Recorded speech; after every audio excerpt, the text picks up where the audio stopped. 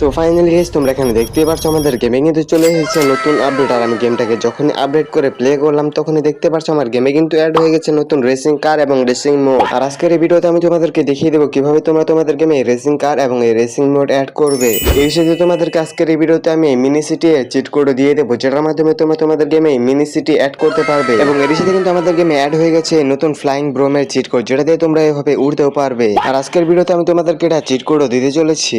তো এই সবকিছু চিট কোড পেয়ে গেলে তোমাদেরকে পুরো ভিডিওটা না টেনে সম্পূর্ণ দেখতে হবে। আর আগের ভিডিও শর্ট আউট পেয়ে যাচ্ছে এই পর্যন্ত। তোমরা যদি এদের মতো শর্ট আউট পেতে চাও তাহলে ভিডিওতে একটা লাইক করে চ্যানেলটাকে সাবস্ক্রাইব করতে হবে আর এই ট্যাঙ্কের চিট কোডটা কমেন্ট করতে হবে, তাহলে তোমরাও পরে ভিডিওতে শর্ট আউট পেয়ে যাবে। আর এই 5 জনের চ্যানেল ডেসক্রিপশনে দেওয়া রয়েছে। তো চলো বেশি কথা না বাড়ি আজকের এই ভিডিওটা শুরু করা যাক। তো ফার্স্ট অফ অল আমি তোমাদেরকে দেখিয়ে দেবো আমাদের গেমে যে নতুন রেসিং ট্র্যাক অ্যাড হয়েছে এটা কিভাবে তোমরা তোমাদের গেমে অ্যাড করবে। তো এটা অ্যাড করার জন্য তোমাদেরকে মোবাইল ফোন ওপেন করতে হবে এবং তোমরা এখানে একটা অপশন দেখতে পেয়ে যাবে। এখানে যখনই ক্লিক করবে তখনই তোমাদের বাড়ির সামনে এরকম একটা রেসিং ট্র্যাক এসে যাবে। আর এই অপশনটা তোমাদের কাছে তখনই আসবে যখন তোমরা গেমটাকে প্লে স্টোর থেকে আপডেট করবে। আপডেট করার জন্য তোমরা শুধু প্লে স্টোরে গিয়ে ইন্ডিয়ান বাইক ড্রাইভিং 3D লিখে সার্চ করে দিবে, তাহলেই তোমাদের সামনে Indian bike driving 3D game চলে আসবে। সেখান থেকে তোমরা গেমটাকে আপডেট করে নিবে। আর তোমরা এখানে দেখতে পাচ্ছ রেস কিন্তু সামনে স্টার্ট হয়ে গেছে। তোমরা চলে রেসের মধ্যে যোগ দিতে পারো। চলো আমি তোমাদেরকে রেসিং কারের চিট কোড দেখিয়ে দিই। এর জন্য তোমাদেরকে চিট কোড ডায়াল করতে হবে 4321। হ্যাঁ বন্ধুরা, এই চিট কোড ডায়াল করলে তোমাদের সামনে এরকম একটা রেসিং কার চলে আসবে, যেটাকে তোমরা খুব ইজিলি ড্রাইভও করতে পারবে। আর এখানে যে তোমরা রেসিং ট্র্যাকটা দেখতে পাচ্ছ এটা কিন্তু আমাদের শহরের যে রাস্তাগুলো রয়েছে ওইগুলোর মধ্যে, মানে ওইটাই আর কি। কিন্তু তোমরা কিছুটা দূরে গেলে একটা অবজেক্ট দেখতে পারবে যেটা দিয়ে তোমরা গাড়িকে জাম্প করাতে পারবে। এছাড়া তোমরা তেমন কিছু দেখতে পারবে না, শুধু তোমরা গাড়িটাকে চালিয়ে মজা নিতে পারবে। আর হ্যাঁ, গাড়িটা কিন্তু অনেক বেশি ঘুরে,